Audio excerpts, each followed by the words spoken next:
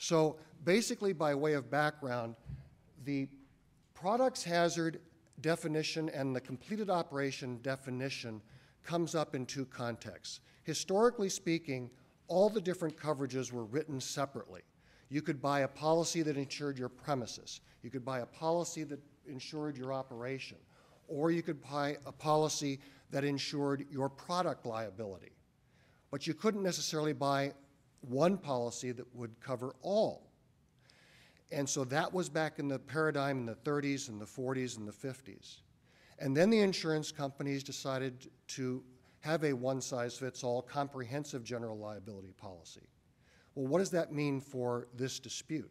What it means is that all these things, the products hazard and the completed operations hazard, which is the next slide, is simply a definition in a policy.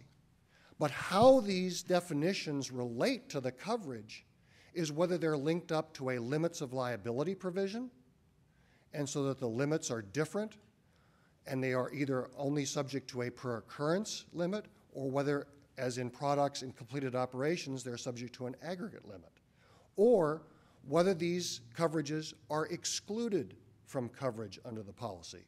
And of course, as we all know, that affects the burden of proof, and it also affects how you go about defining what the risk is. Now, this all came up very simply. It's a matter of loss control and risk assessment. If your policyholder owns the premises or controls the premises, if your policy is in charge of an operation, you can rate that risk, because there's only so many people on the job at that time or on the premises at that time, and you can partner with your insurance company on loss control measures.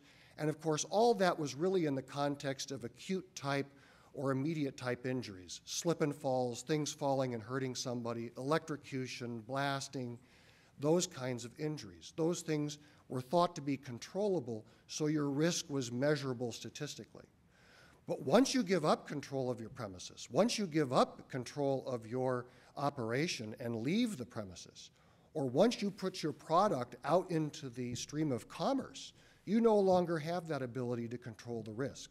And so the insurance companies said, we'll provide coverage for you when you no longer control the product or control the premises or control the operation, but we're going to cap your coverage with an aggregate. So there are three things that I want you to focus on as we go through these slides and as Bob Horkovich goes through the cases.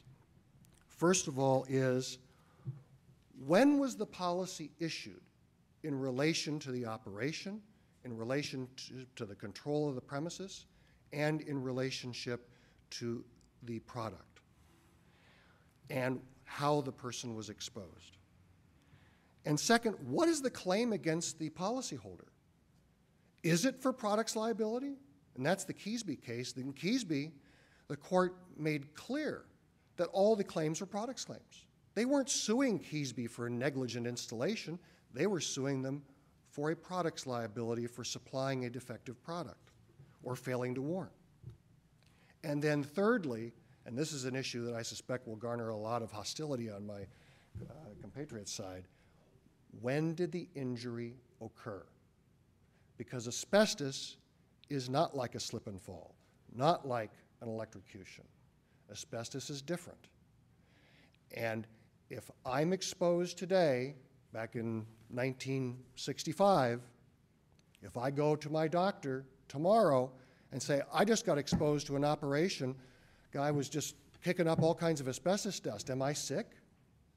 And the doctor's going to say, no, not from asbestos, not yet. Well, remember, injury during the policy period is always what's triggering coverage, unless you have some sort of a manuscript form. That you must keep in mind.